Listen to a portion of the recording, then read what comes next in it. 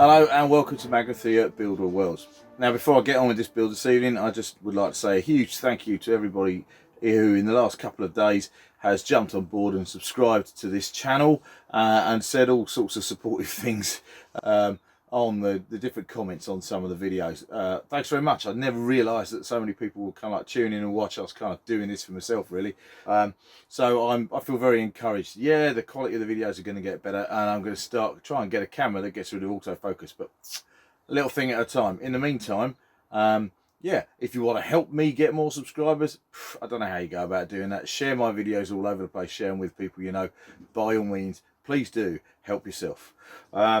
I really enjoyed doing the first part of the Ammo Jack build, which is the second Necromunda build doing, and this video is going to be about adding details, or fine details, and sticking it together and getting it painted. So we've got quite a lot to do. I'm going to start off by picking up a tip or suggestion that one of my viewers has made about pins and pegging up these things here. So I'm going to play around now and have a look at putting these guns, attaching these guns to the back wall of my shop. Check this out. This is quite cool. I like the way I'm doing this. So the first thing that I'm going to do to add details to this is work on a suggestion made by a viewer called Lifeguard Leroy. He reckons that I should put some kind of strap or netting or pins or something to attach these guns here to the back of the wall, just to make them look like they're sitting there or racked up or something. Now, in some ways, that detail is kind of over the top and wouldn't even necessarily be spotted if it was pins like you have on the stuff hanging on your garage wall, but I'm going to go for this. It's going to look quite neat. Because after all, the big old wrench over here, that's got hooks hooking it up. So we're going to put some pins on here. And I'm going to do that by actually using metal flat-headed dressmaking pins, because I use these quite a lot on model making. There we go, can't see that there, look. Yeah, and I'm actually going to pin these underneath the model, and I'm going to do that by using a hot pin going through the plastic and being able to then put these pins through the holes and clip off the backs. Let's have a look, see how this works. So the first thing I've got is plastic headed pin map thing. I've also got gas lighter. So take my map pin, take my lighter, light up the end of the pin, heat it up in there. It's going to get quite warm quite quickly. And then I'm just going to take that, stick that through the plastic of the wall underneath that gun. It goes in there once. Pull it out, he says. Got a teeny tiny hole now, you probably can't even see that, underneath the handle of that pulse carbine. And I'm going to stick another one down here so we can do that again. Now I'm pretty damn sure there's an easier way of doing this, but this is going to work really nicely. I'll end up with pins out the back which I can cut off, and it's a lot of fun. It's cooler than doing it any other way. Flames, heat flames. Here we go. Underneath the front handle on the pulse carbine, then pin through the model, pull it out again. Now I'm going to take you can probably see on the back of the model there,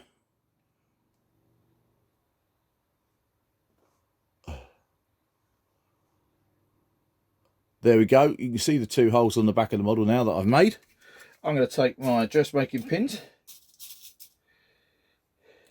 1, 2. I'm going to poke. That's a bent one. I'm going to take a straight one and poke it through the hole. The map making pin is slightly bigger than the dressmaking pin, but there it goes in there. Another one up that end. Second pin through the hole. Push that through. There it goes.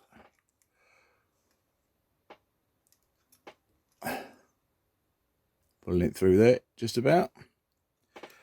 Those two pins there then, very nicely. Now I'm going to take some super glue and put some super glue under that, and a pair of clippers. I'll clip off the back of those two pins there. Cool, let's have a look at that. And I'm going to do the same with the other gun. So here we now have the pin sticking out the back of the model.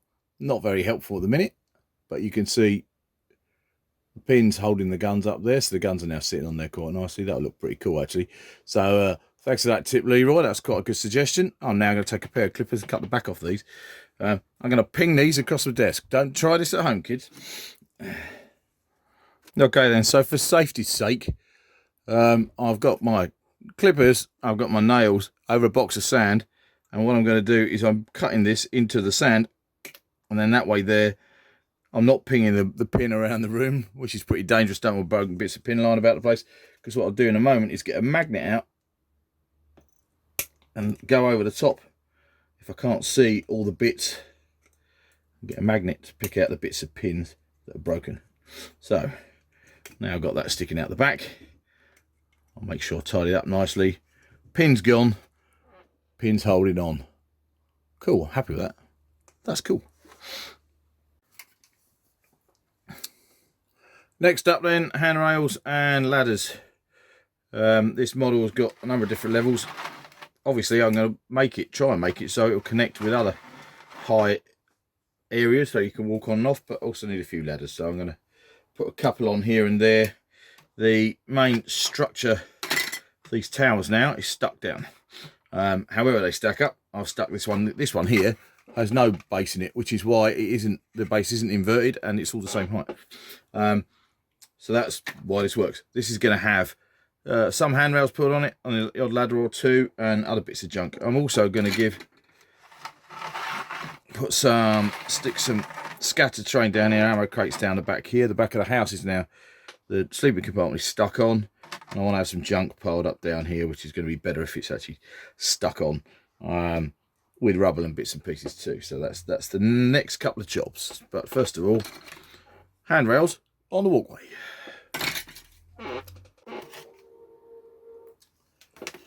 Everything I put on this model then, I want it to look like it's got purpose. I'm not a fan of just randomly dumping stuff in places. I haven't stuck the walkway down. In fact, I haven't even stuck this bit on here, which I'm going to.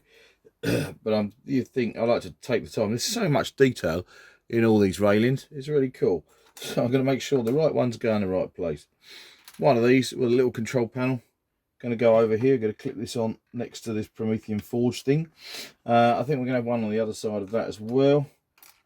Different thing this time with extractor fans and bits and pieces. So this one, lots of walkway around there covered. I can stick that on in a moment using polystyrene cement. We're going to go with another one of these over this side. The other thing I'm going to do, of course, is I'm going to take a couple of perfectly good ones and cut them up where they've been shot apart or broken and accidentally ruined. Leaving this one empty open over there because I'm hoping I might be able to join up another path there. So precarious walkway, control panel there maybe, like that. Quite fancy having this one. One of these just going to take, actually if I do it cunningly, if I'm cunning about this, I could cut away here, cut off that bit, and cut away across there. Two for the price of one. I'm going to wreck this a little bit more. Actually, what I might do is have this as a product of the burner shot. So here we go.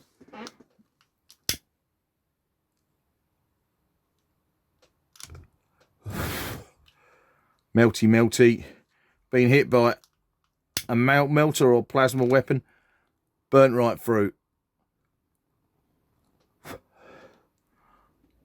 Can't simulate that otherwise. There we go.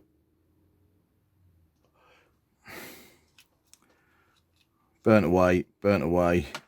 Nicely. That's all a bit soggy too there, look, because it's so hot. Hot enough to touch though, but melted, that's pretty cool. We're going to have that on here maybe.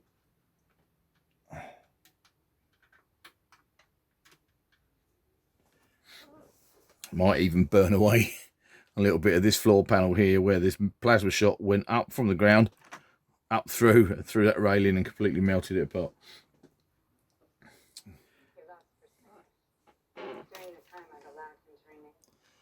Okay, so that was a good bit of fun. I've taken my lighter to that. I've heated up underneath and torn through this floor here. So I've now ripped that with a pair of clippers, melted all this floor. So I kind of like, I've got this with the idea of a kind of melter shot, like I said, from the ground up, shooting through the floorway here and up there. So when we look at it from underneath, all of that's burnt through too. Now, obviously, we won't see that when it's painted, but we will see the thinning and all the rest of it. So it's quite a cool effect. I don't really recommend you set fire to your very expensive Games Workshop plastic, but it's quite a cool way of getting an effect every now and then. Look a little different. Try out something new every now and then. What could possibly go wrong? Apart from burning down your workspace. So yeah, be very careful when playing with fire, kids. Well, I've got some other details and bits and pieces now. I'm pretty sure this is an old bit of junk off an old Gorka model of mine, which is clearly part of a tank trap thing, which I'm going to cut down, sticking against the wall there just to add a bit of extra cover. Going to have a water container to go around the back of the shop somewhere. And I've decided I'm also going to cut this out, and it's going to become the air filtration unit on the back of the shop too. There we go. There's so many tiny little details on these sprues. Absolutely brilliant the way you can use them. Love it. I love it. Right. He's not stuck down yet. That all is.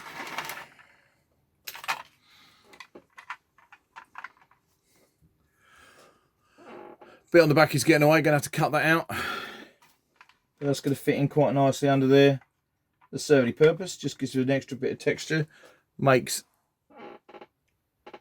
that column look different to some of the others, and gives a bit of extra sticky out scenery for a character to hide behind. So we're going to go there. This is old. I don't know how old this plastic is, but I'm going to give it a bit of a trim and see what we can do. So just trimming down the sides on each side of this, so actually that metal strap, this bit here at the back, will fit in the center of the column. So I'm going to go for a pair of ladders onto this part of the model. One there and one up. Actually, it's going to go under there because I like to keep the option maybe of being able to have a floor piece come in here and join up there. But give them the chance to get from the ground up to the top. Lots of access. Although I might try and find something to sit across the top here, so I've got something going on there and then we can see underneath it or see through it. So have a think about that. So after root around through the Bitz Box, that might do the job. This is obviously a boarding plank from a Orc war truck type thing. I think I'm going to cut that down to fit into that space there. Apart from anything else, it means I'll have a different look to the top of this block than I've got to this block over here. So they're not identical, which would be quite cool. So let's chop that up, fit that into the space, and then I can fit my ladder on top of that. That'll look quite cool.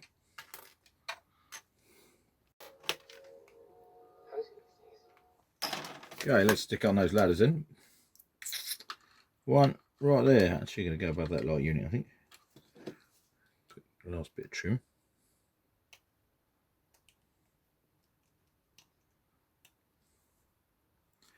Also very neat taking out the sprue. Oh my god, there's nothing going on the screen. Hobby Krampus is talking off shirt. Right, okay. Glue top, glue bottom.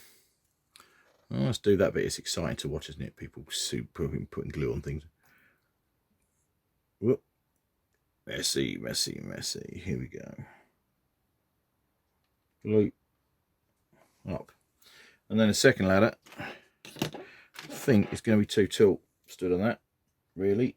So I'm going to just trim it down a little bit on either side. What's the bit? And it goes all wonky now. How about that? Stand that on there. That's cool. That then attaches to the side. All right. Wicked. Glue it on. Yeah. So I'm using a little hobby chisel here to cut out these bits on the back of the shop now, because I want to fix an air conditioning unit type thing on, or an air extractor, or I don't know, some piece of gubbins that's come off the model sprue, and all this lot is in the way. I'm doing this with this tool because I'm trying not to use clippers or a knife or something at an odd angle that's going to end up slipping and cutting and have me bleed all over another model. There we go. So detailing coming on nicely. My next plan now around the back of the shop is going to be a junk pile.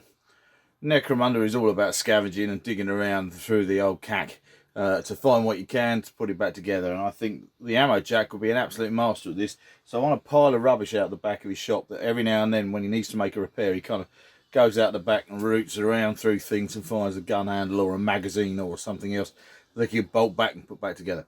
So we're going to go for a route around in different Bitz boxes. This is the best bit of doing this.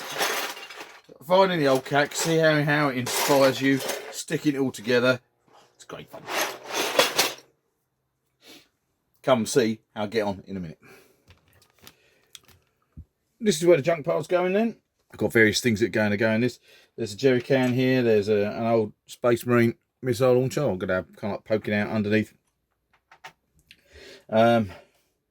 Bits of the hub of an old Orc battle wagon circa 1988 kind of thing, or well, circa, yeah, 88, 90, who knows. Orc ammo box, old Orky blaster battle thing, shooters, las guns, hatches from land speeders, handles. I just want to pile all this up in an attractive manner to give me a junk pile out the back of my shop that the guy's going to dig around and find things in. Sharp blades, broken bits of mechanics. Because basically it's an A-Team pile. If you're old enough to watch the A-Team, you'll know that every episode of the A-Team involved the A-Team digging around in a pile of junk and making cabbage shooters out of bits of plumbing and a tractor. And my ammo jack is going to be the same kind of guy. Never know, I might even paint him up as Mr. T. Who knows? It's ridiculous how much fun I'm having making a pile of junk. All those little bits of used, found, dug out and used. I've got sluggers and piles of grenades and extra old bullet belts and an old flamer and a bit of a las gun down here under there. There's a bit of an old Orc plasma gun. We've got the ammo jacks hoverboard, Judge Dredd model, but I'm pretty sure they had hoverboards in Rogue Trader. Just piled up against that pile of junk there as well. That's going to look really cool when it's painted up. I'm very happy with that. Okay, I'm now starting work on the floor itself. I'm going to put a load of sand and gravel and cack on here, but first of all I'm going to take a V-shaped little hobby chisel and I'm going to do some gouging across some of these floor pieces because they're just too damn neat. I'll cut into it. I'm just hoping to produce scratches and gouges in some of these floor tiles sections just to give some more interesting texture to paint really, I suppose, because it's all kind of flat and horrible. So obviously you have to be pretty careful with a tool like this, right, because sharp and potential for sticking into you is ridiculous. So many people know my track record, so from that point of view, when you're using this kind of tool, guys, make sure you make cuts and grooves away from you rather than towards you. Take that away for a minute. I'll cut up this one down here, look.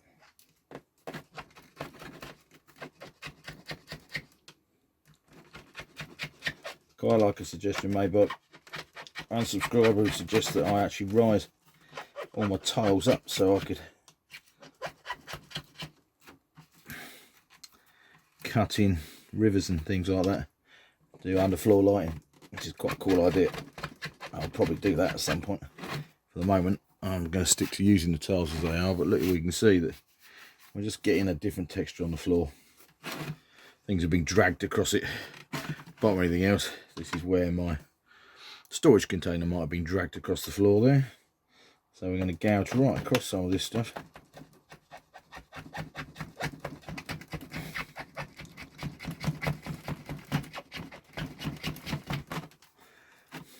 Don't know how much of this detail will actually show up on the finished model. We'll have to wait and see when the paint job's done, but that's the shop sitting there. That's its doorway open. Quite like the idea of a whole load of scratches where this guy's moved this into place one way or another. So we're going to go right across. Don't need to do it across that metal grill, of course, because the door's going to be stuck down permanently over the top of it. Problem with zone mortalis tiles is they're very, very clean. Now we've done some scratching and some gouging, which is fine. And now we're going to have some cack. Big junk on the floor, because I always envisage these buildings being in huge, great big caverns. Well, there's an awful lot of metal around, but there's an awful lot of stone and carved rock, because we're right underneath most of the hive, which is kind of like in the bedrock of the planet. So although it's got a metal floor, there's stuff falling out the ceiling, all sorts of other things. So we're going to have sand and gravel and all sorts of things on here to break up the surface and make it nicer to paint again. I've got a couple of bits of the model in place, so that although they're not stuck on, they're going to give me an idea of where I can sand and gravel and that kind of thing. So let's see how that looks. Just place it around there. If nothing else, then I know where not to put sand and gravel. I'll put a few bits when I stick it in place. I'll put a few more bits of sand and gravel just to cover up a few of the edges and stuff. So I'm going to start off with super glue, and I'm using here. This is kind of, I think it's actually glass rather than anything else. It's from I think it's either IKEA or from a fish shop.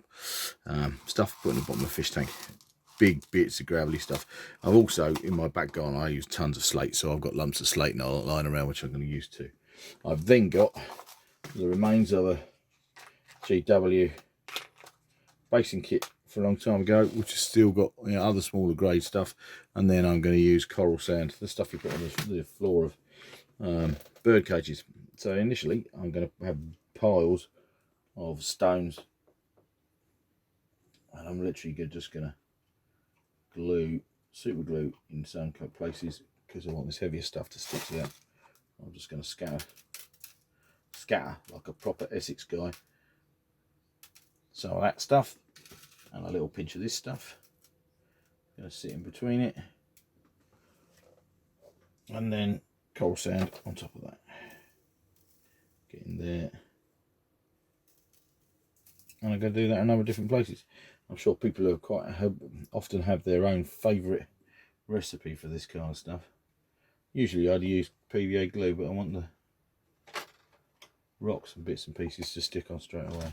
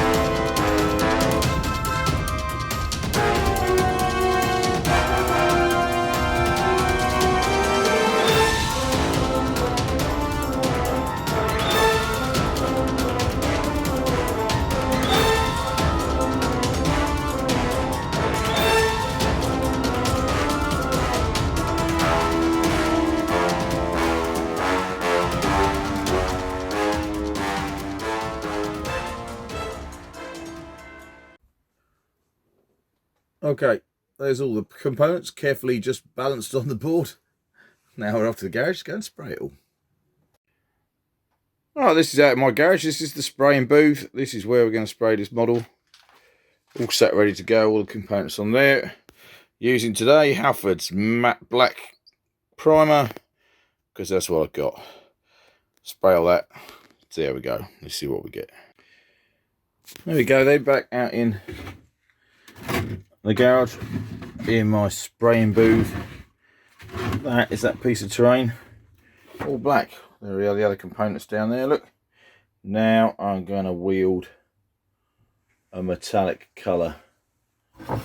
Bit of, by the looks of things, Kia metallic, Kia titanium silver, and some other stuff, and also some brown on top of that as well. Nice quality. I've also got Vauxhall bright copper, so I've got some rust effects. So I'm going to spray random colours on this now, see what happens before I start wielding a paintbrush.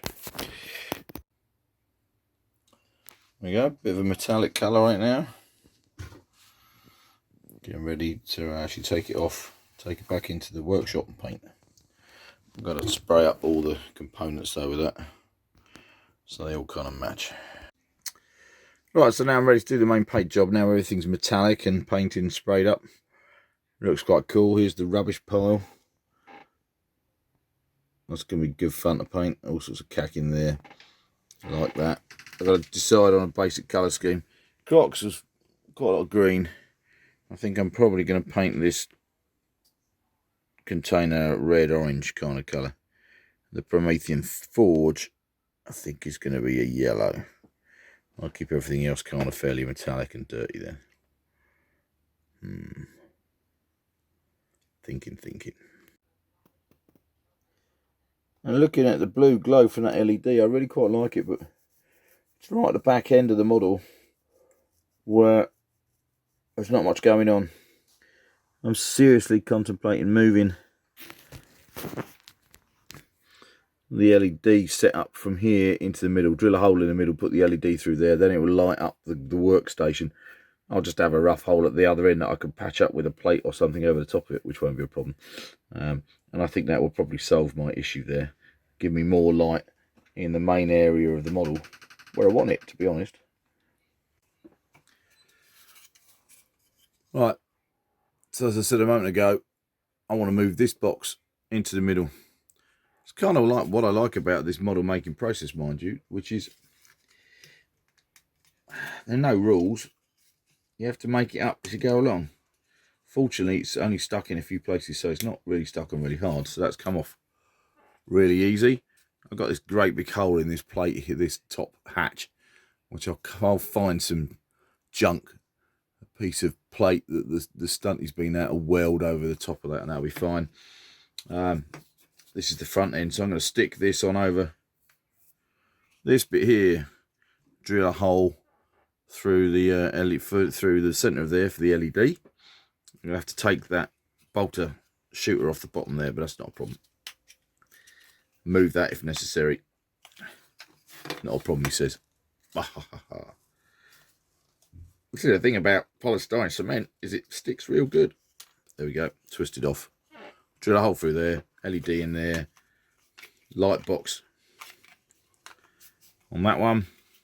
That will then light up the middle of the shop unit, will light up over the display of the guns on the back of them. That will look cooler for photographs and bits and pieces. I like the look of that.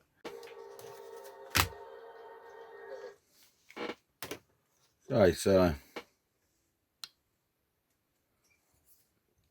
first thing I'm doing with the main paint job is painting the actual gun shop itself. It's going to end up red. I'm using a big ass brush and I'm painting on this corn red first of all, which I'm now going to highlight with my fist on red and then up into an orange on it. I'll be pretty rough with this paint job, because what's cool about having gone primed black and then sprayed with metallic colours is that any bits of red I miss will just look like worn away paint, is the idea. So from that point of view, It will all add to the overall general effect of worn down, scavenged bits of old kit this little fella's made his house of. A bit of me's tempted to do all the Necromunda stuff in metallics and stones, but it's a bit dull. From a paint job point of view, I've seen some awesome paint jobs in the last little while of great selection of colours. I attempt to do the same kind of thing, so my boards have a bit of colour to them. Granted, I want to keep most of the metallic and the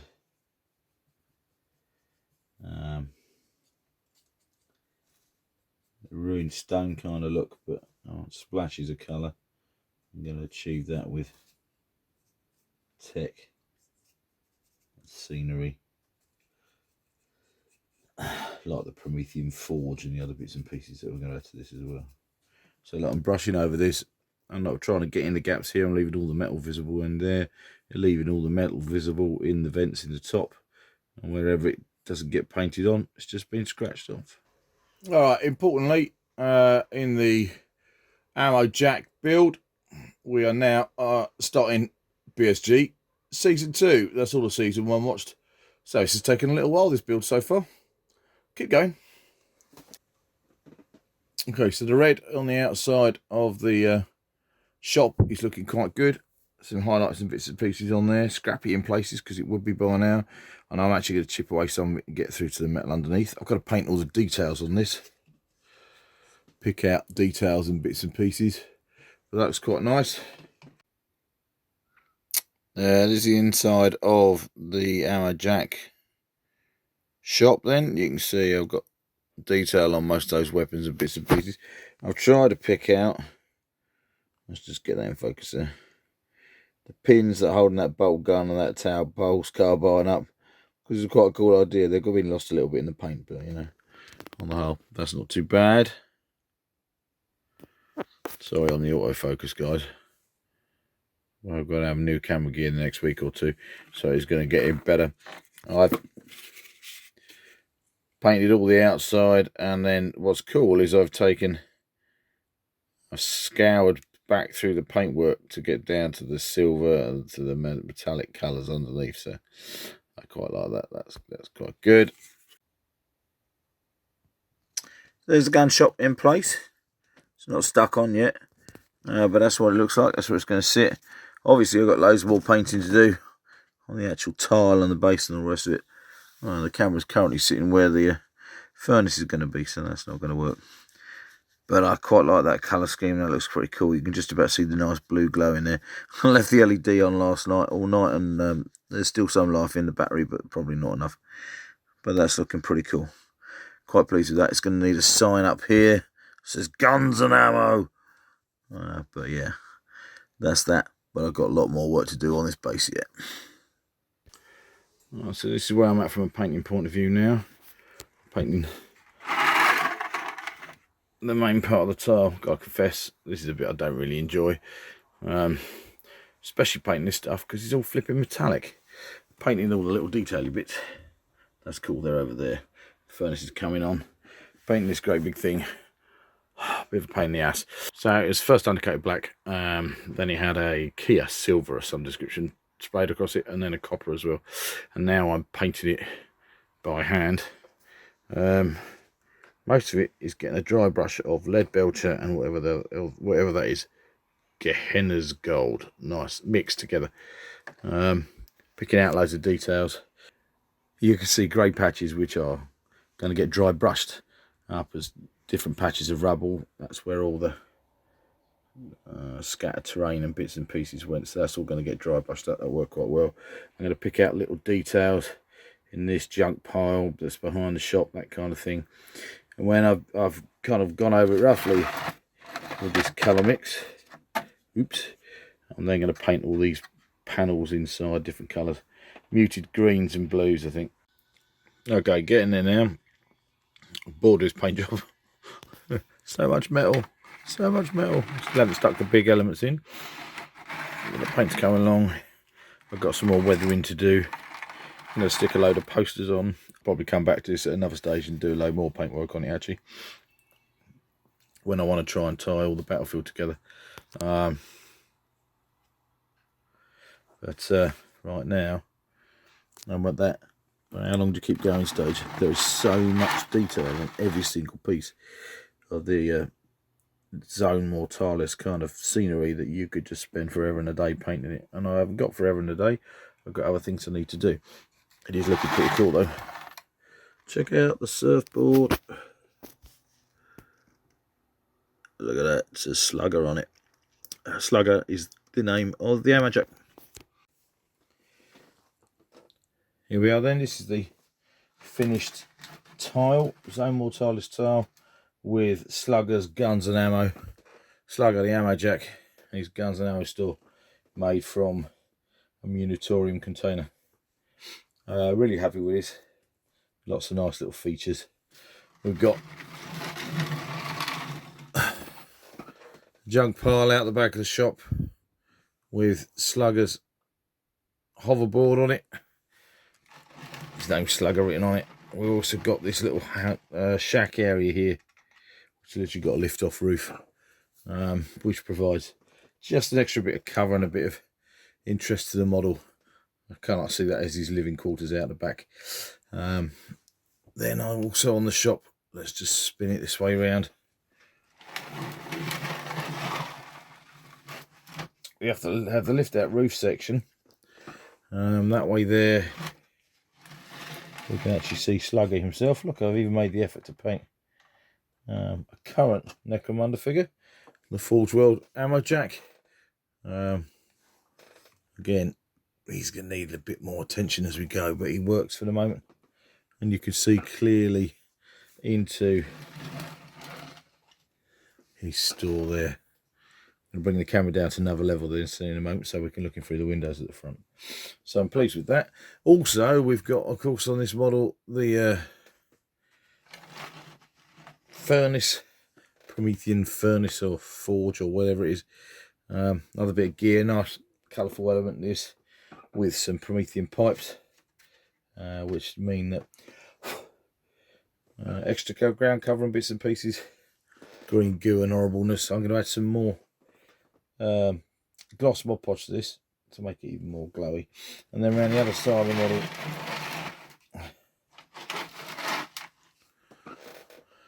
walkway through, lots of rubble on the floor, a number of ladders up onto the higher levels. It's pretty cool. Again, I've used some of the posters from the Necromunda Worldwide Facebook page, just to add a few bits and pieces, bits of interest to look at as well. So like I said, there's probably lots of paint detail I could go back and continue to add to this model, but actually to get it on the tabletop, it's pretty much done. So here we have Slugger's guns and ammo store at kind of eye level. You can just about see Slugger stood in there at the back. Now we can always bring him out, standing by his front counter of his shop. Look, Mum, I painted a Necromunda figure. Really pleased with this model. Looks really cool. Of course, if we take the roof off, we can see all the guns on that back wall. Let's go over there and have a bit of a closer look there. Bolt guns and carbine, pulse carbine and things on the wall. All looks pretty cool, like that. The poster for the hand flamer, quite neat.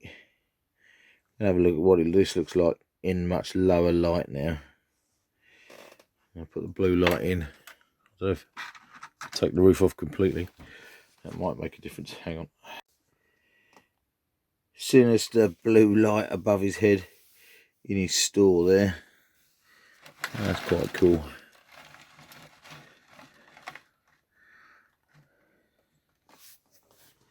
Quite neat. I tell you what, you'd have to have good eyes in the Underhive, wouldn't you? I'm also pretty happy with this alongside Crocs, the pub. These Zone Mortalis boards are pretty neat. I was worried I had to go back to the Crocs board Make some adjustments to the floor tiles because the floor tiles didn't match up, but actually that looks pretty cool. Quite pleased with that. A number of different ways we can put that together. So from that point of view, that's quite cool. I think actually I'm tempted to have it this way round. Yeah.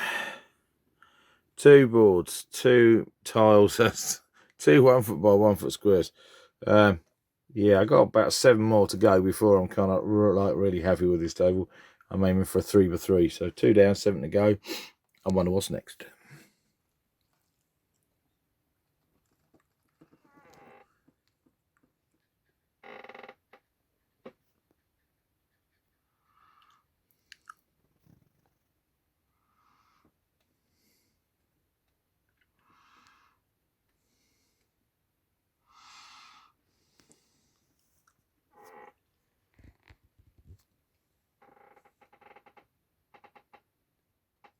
Well, thanks very much then for watching Magrathea Builder Worlds and my Necromunda Ammo Jack build.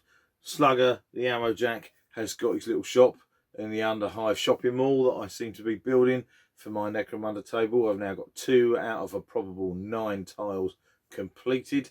So I've still got quite a long way to go. So if you want to watch the other tiles on this battlefield get built, I hope you really do, make sure you subscribe to this channel. It's been great watching the number of subscribers go up this week, and so many people think that I need more. So please do share my videos, subscribe, and make sure you leave comments down below, because I love to read what you've got to say. I like to try and react to what you've suggested as well. Some of the things that have occurred on this model have happened purely because people have commented, and I've tried to include that in there because there's some great ideas out there. What a brilliant community we have in the wargaming world and the Necromunda world and that kind of thing. So I'll see you next time on Magrathea Builder Worlds for probably another Necromunda build, but who knows, I've got a lot of other projects going on the way as well. Thanks for watching, see you again.